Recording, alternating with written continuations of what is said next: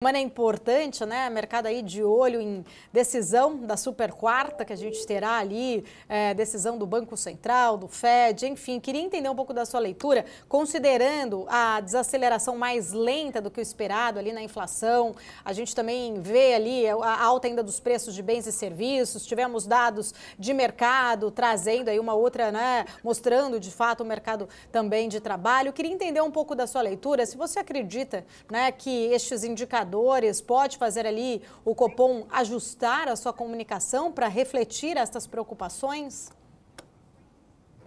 Oi, Paula, a grande dúvida do mercado, e a gente fala até que tem jogo aí, né? Tem game no mercado, e que está deixando os jornais cheios de opiniões dos economistas, em relação a como vai ser a sinalização do Copom para reuniões à frente. Que hoje, só lembrando, ele fala muito daquela frase que o comitê antevê ajustes de mesma magnitude. Então, como que é lido isso desde agosto do ano passado, quando iniciou o processo de flexibilização? O ritmo de ajuste de queda Selic de 50 em 50 pontos percentuais de queda, né?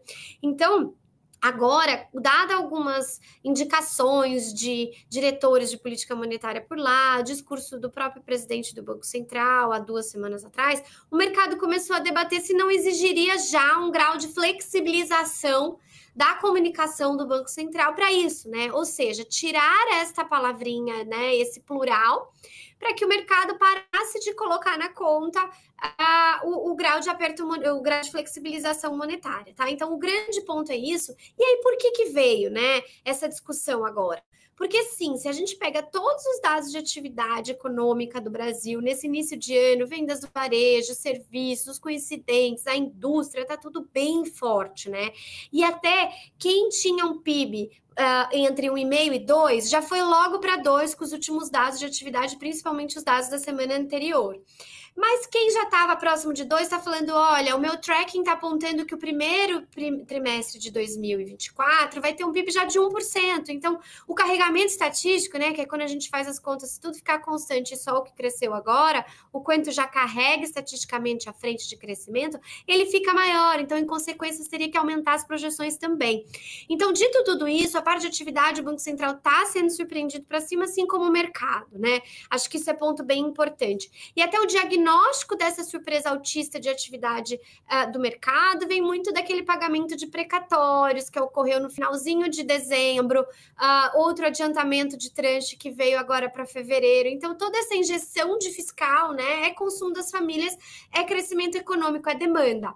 E, ao mesmo tempo, quando a gente pega os dados que o Banco Central previa no último relatório de trimestral de inflação sobre o que ele via da inflação corrente dos 3 meses à frente, o Banco Central foi surpreendido para cima, ou seja, a inflação corrente veio mais alta do que era realmente esperado por ele.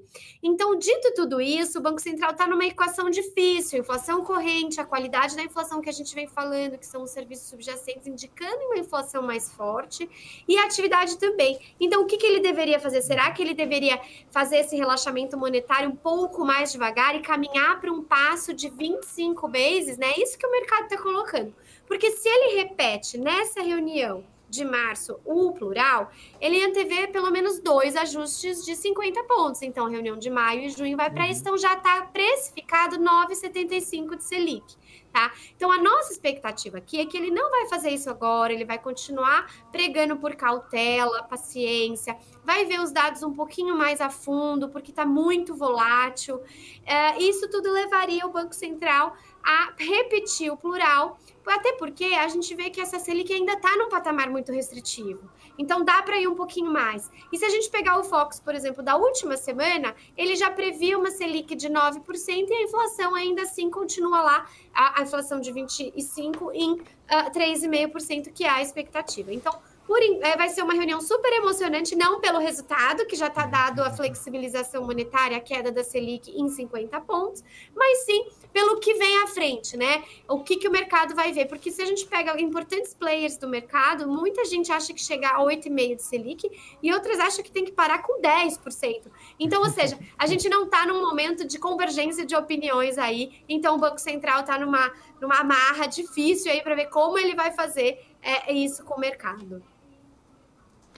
Andréia, muito bom dia para você, sempre um prazer. Então, a gente pode até fazer algumas conjecturas aqui que, caso haja uma retirada do guidance, poderia ser até uma dúvida do próprio Banco Central em relação a essa taxa terminal. Poderia sinalizar que talvez 9 para esse ano, 8,5, como você muito bem comentou que algumas casas estão colocando, seria demais, seria ir baixo demais nesse cenário conturbado e bastante incerto que a gente ainda está passando. 10 também já não é uma projeção muito alta para o que também a gente já está passando?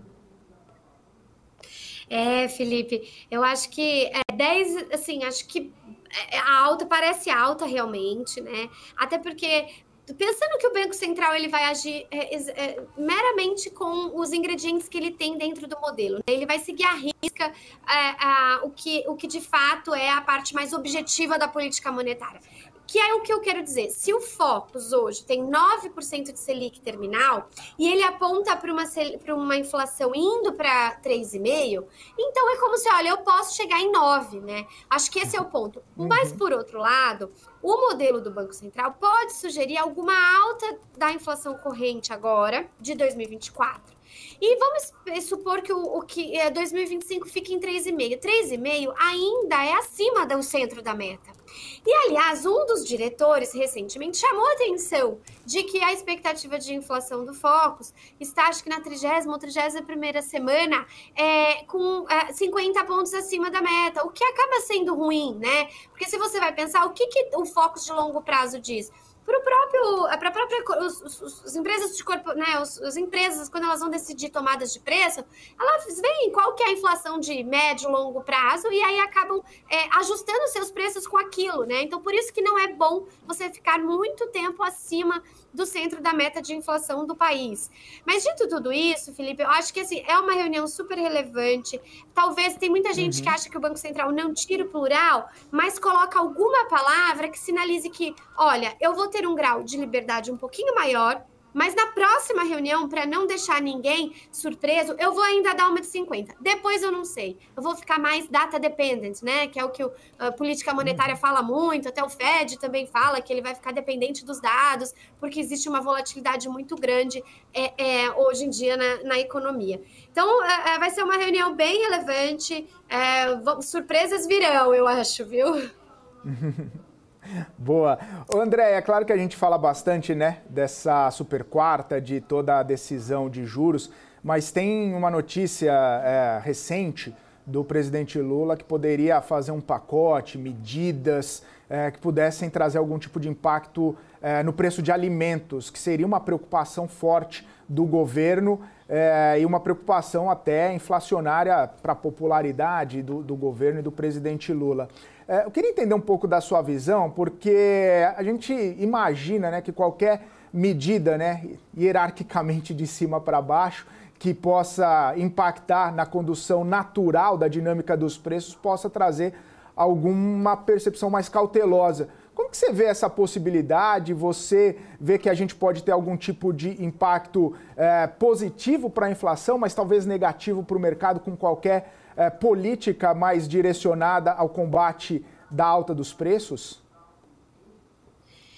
Bom ponto, Felipe. Qualquer medida artificial na economia o mercado não gosta, né? Nada que seja livre oferta e demanda, né? O mercado agindo com as suas próprias forças. Então, qualquer medida artificial em qualquer setor é visto como muito ruim. Mas no caso específico dos alimentos, até foi legal você falar, porque eu acho que o governo está se comunicando mal. E recentemente a gente teve com integrantes importantes aí ligados ao Ministério da Agricultura e ao governo, e eles deixaram bem claro que são medidas assim de crédito rural, medidas para aumentar seguro rural. Então, tudo isso para tentar esse lado dar um suporte maior para pequenos produtores que normalmente sofrem mais e ajudam muito nas ofertas locais de alimentos de curta duração, né? Alimentos mais in natura, de periodicidade menor. Então, assim, O que me parece é que o governo está muito preocupado e passou esse tom de preocupação, porque a perda de popularidade do governo nas últimas pesquisas pode estar sim ligada a uma alta dos alimentos, né, da inflação. Tem várias perguntas que levam a isso. Pessoal que abriu os microdados dessas pesquisas viram que a alta da alimentação impacta diretamente no bolso das famílias e isso pode levar sim a uma perda de popularidade. Então, dito tudo isso, acho que o governo ficou preocupado e está tentando mostrar para a base ou a própria comunicação ao mercado e fazer algumas medidas muito pontuais, mas que não trarão medidas artificiais de controle de preços. Então, tudo isso já é muito bem, o mercado está vendo como positivo, e algo assim, que é um seguro mais facilitado para o pequeno produtor, ou aumentar crédito rural via fertilizantes, né? Esse tipo de subsídio. Acho que se for isso, está tudo bem. Agora, qualquer outro tipo de medida, aí é muito ruim, sim, e pode ter algum, né? Eu nem sei falar o que seria, porque até vale lembrar que muitos produtos alimentícios, principalmente os ligados à cesta básica, por exemplo, eles já têm impostos zerados, os impostos federais PIS/COFINS, desde 2012. Então, foi algo que logo começaram essas notícias, eu fiquei pensando também, da onde pode vir essas medidas? Deve ser via imposto, mas não tem como, porque 10%, por exemplo, da alimentação no IPCA já tem imposto federal zero. Então, realmente, acho que o governo está com um poder de manobra, caso ele queira ir por esse lado da artificialidade, um pouco restrito, viu, Felipe? O que acaba respaldando o mercado e deixando mais tranquilo em relação a qualquer medida pontual nos preços dos alimentos. Perfeito, muito importante essa análise e essa orientação, viu, Andréa? Porque a gente também ficou se questionando aqui de onde viria essa manobra e confesso que não encontrei alguma alternativa e sabendo que você também não encontrou, me deixa um pouco mais tranquilo também. Obrigado, viu, Andréa? Obrigado mais uma vez por estar aqui com a gente.